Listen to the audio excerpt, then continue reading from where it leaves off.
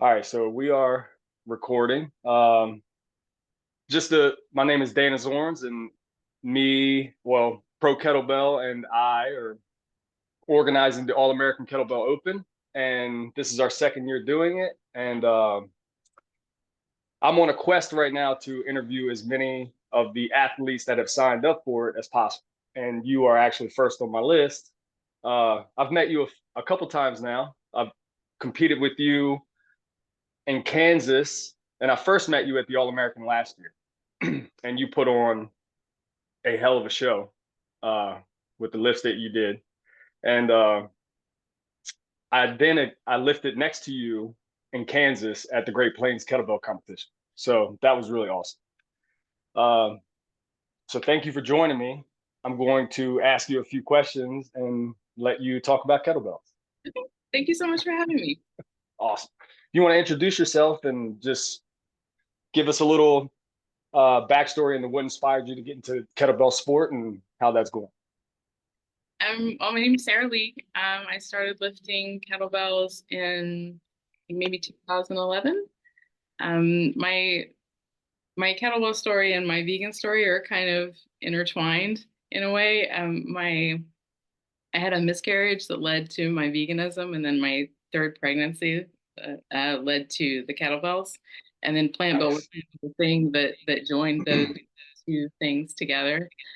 Um, I had lost our second pregnancy and just took it really hard.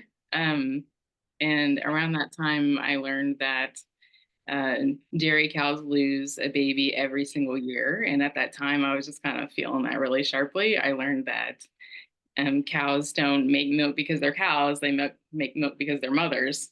And if the Mm. milk's at the store, that means the baby is gone. And I was just like really Um, affected by that at the time.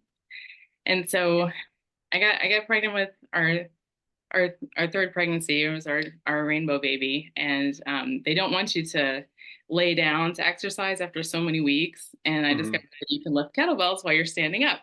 So I got me this ridiculous looking kettlebell, with the little plates in it, the kind of like super versatile one, and just really gently just kind of worked my way through the pregnancy with that bell. And Nice. um, when I was ready to start losing weight postpartum, I found Lorna's book. I don't know if anybody's is kind of a way back, but Lorna Clydeman wrote this book a Oh, long time wow. ago. I found one and I just completely fell in love with it. And by that time, I was kind of starting to lean more towards a plant-based diet. And between the plant-based diet and Lorna's book, I lost all my pregnancy weight in that first 6 months. I was also donating milk to the milk bank at that time for like the NICU babies at the hospital. Wow, But that's I, very I was still having like these big feelings, like, um, because I was doing that kind of in an effort to help other parents, not have to go through that hard thing. And so I was having these big feelings, like I really want animals out of my diet because it's just, I'd see the milk in the fridge and it would just be like liquid sadness to me, like I'd like think yeah. about how sad that whole thing is. And so I contacted the milk bank and said, I'm really wanting to go towards a plant-based diet. Would you still accept me as a donor? Because like I didn't feel safe about it myself. Like my nutrition isn't just my nutrition anymore. Like it's my baby's nutrition, and it's these babies out here, who are in the Mhm. hospital. And they're like, yeah, it's fine. Don't worry about it. Take your B12. Um, it's completely healthy. It's completely safe. And I was just really reassured, that if if that's good enough for the most fragile baby in the hospital, surely it's good enough for me, like a healthy, strong Absolutely. adult. So I I started really um, going that down that path and lift my kettlebells, and then I went down that rabbit hole that I think all of us have gone down at this point, where you Hmm. find the sport end of it and you're like, oh, okay. So I printed off one of those Ket Academy ranking tables, and just forever I was just in my basement, just checking off all the little squares I could check off. And I was completely content just to stay in my basement and check off the squares. And at that time, there was nothing in my area. Like Hmm. there was stuff on the East Coast, and then there was the California Open, and then there was like nationals in Chicago, and that was like it. Wow. And so I'm like, I'm never going to a competition. Like I don't have any childcare. Like I don't have any money. Like Hmm. I'm never going anywhere. I'm just gonna stay in my basement, check off my squares. And then Plant Belt, which is a an all vegan iron sports team, was looking to add kettlebell sport to their organization. At that time, it was 2014, and at that time they had powerlifting and CrossFit and bodybuilding. They've since expanded and they've, joined forces with Vegan Strong and kind of become this bigger entity. But at the time, that's what they had. And I was really excited that I was just like over the moon that they accepted me as a team member. And Wow. so kind of my the vegan end of it and the kettlebell lifting end of it kind of came together, and that's really been the entity through which I've been able to participate in the sport. Like I kind Hmm. of just don't I don't really go a lot of places. I Hmm. kind of just lift for that reason, I guess. So Hmm. my kettlebell journey has been really meaningful to me, like on a really personal level, because it's meant finding a sport that I love and finding a lifestyle that I feel like comfortable with, that is more aligned with my values, and then a way to kind of just share that joy with others, because both Hmm. of those things have just made me so happy, and being able to combine them has been a real blessing. It is extremely powerful. For the first interview, I did not expect to just deep into the heartstrings. uh, that's an incredible story, and I'm so glad that you're here to take part in it with everyone else, and we get Likewise. to Well, thank you so much for you having know me. Like I said, do this. I get really Yeah, jazzed to talk about kettlebells. yeah. It's that's pretty incredible that all that stuff came together for you, and now you're just riding the wave. Yep. You Yeah. know. Uh, so speaking of like your competition and the All American Kettlebell Open coming up, how are you preparing for it? I know I've seen your Instagram post. You kind of been dealing with some injuries. So what are you scheduled to lift? How are you preparing for it? How's that coming along? Yeah, so you totally kicked my ass in May because I went home wrecked. So Oh, really? yeah, I was fine the day of, and I rested for like a solid 8 days, and then Hmm. I started right back up with a totally normal session, and the whole left side of my body said, "You didn't ask us," you know. Oh, wow. So it's been this cycle has been really challenging, and I think I've been doing um, patience and humility for reps lately. So Hmm. that's been interesting. As far as my kind of strategy is, I've been doing kettles as little as possible, just so I can spend more time, doing PT and mobility and extra cardio that's not kettles and nutrition Right. and stuff. Um, I'm currently scheduled to do 2 by 24 jerk for 5 minutes, and I think 16 long cycle and 16 snatch marathon. Um, I can't bend forward far enough to do a long cycle. I might, I can, do a one arm long cycle if it's light. Um, Hmm.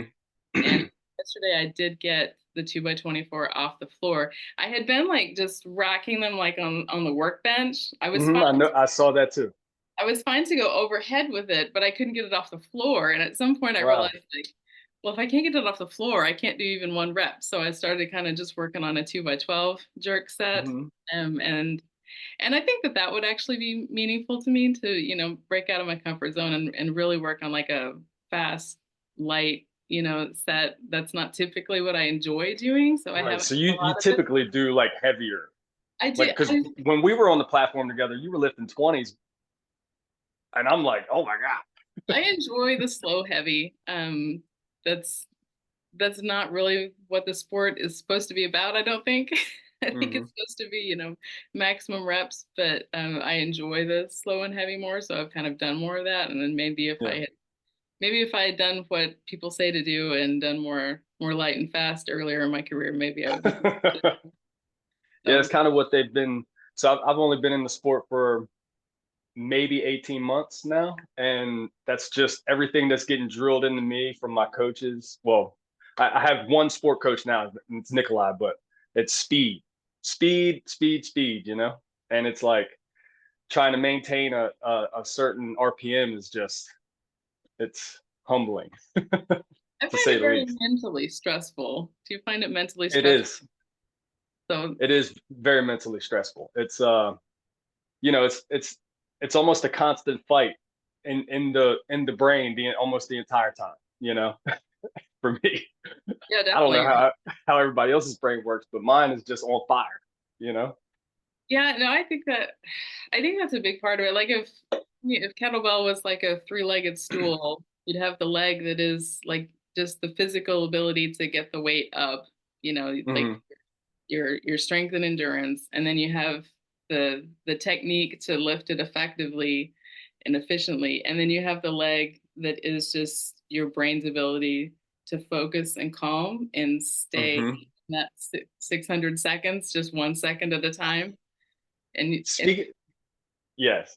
Go ahead, finish. I was just gonna say, you need all three legs, or the thing just Yeah. doesn't work.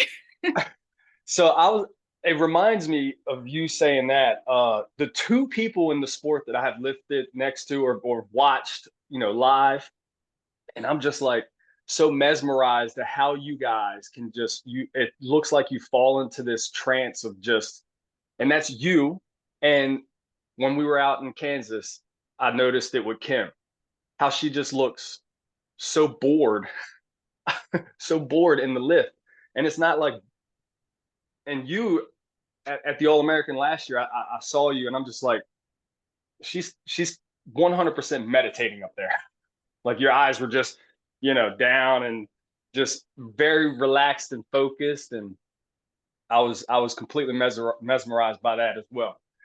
Um, just that state of calmness that you guys seem to get into in the lift, and especially the jerk sets. And you know, I've been training a lot of biathlon, so jerks have become my nemesis. But I love them so much because they hurt so bad and they're so hard. You know, They're really hard. it's an extremely technical lift, and I try to pull some of that from you guys. How do you guys get so calm, and how do you guys look so calm during the lift? I screenshot Kim's face on, and I sent it to her, and I just said, "You look like you're sleeping." I don't know what Kim's method is, but like what I've done really since I started is I do what I've referred to as a pace practice set.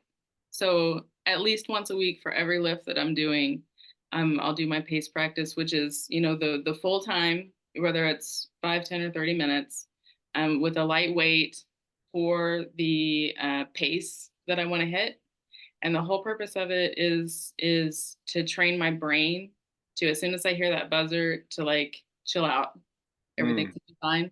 I'm gonna work on the next 2 seconds, 3 seconds, however many seconds are between each rep, and just watch for that number. Like I'll have my whiteboard with the seconds of like what time I'm gonna move every time. hmm. And so I'm learning those seconds, and I'm training my brain and my body to just chill out. And so like the idea is that when I get to the platform and I hear the buzzer, I just go to my happy place and just wait until, future me moves past me, and and it's over. I try to Nice. think like I like a lot of science fiction. Like when things get hard, I try to think like there's a future me that's already done, and she's having Right. a great day, and I just Hmm. gotta wait to meet her. Hey, what's up, buddy?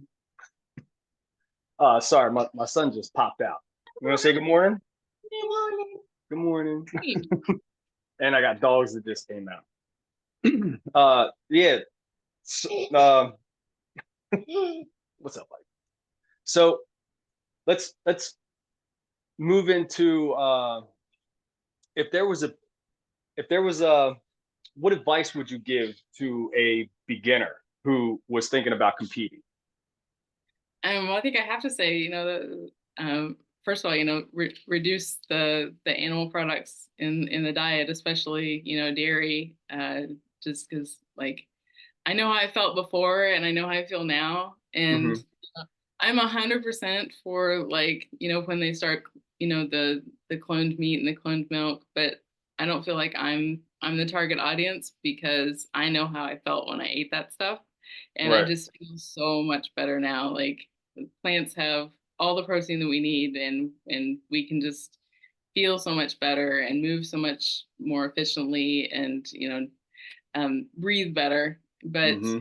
um, beyond that, I would say just try to PR something every day. I know we usually think of PRs in terms of like it's got to be the weight or the time or the reps or the speed, but we can PR all kinds of stuff. Like you can PR your knowledge, or you can, PR like your technique, your mobility, or your recovery, or your nutrition, or even just your attitude, your organization, like whatever Hmm. it is. Try to do one thing better today than yesterday.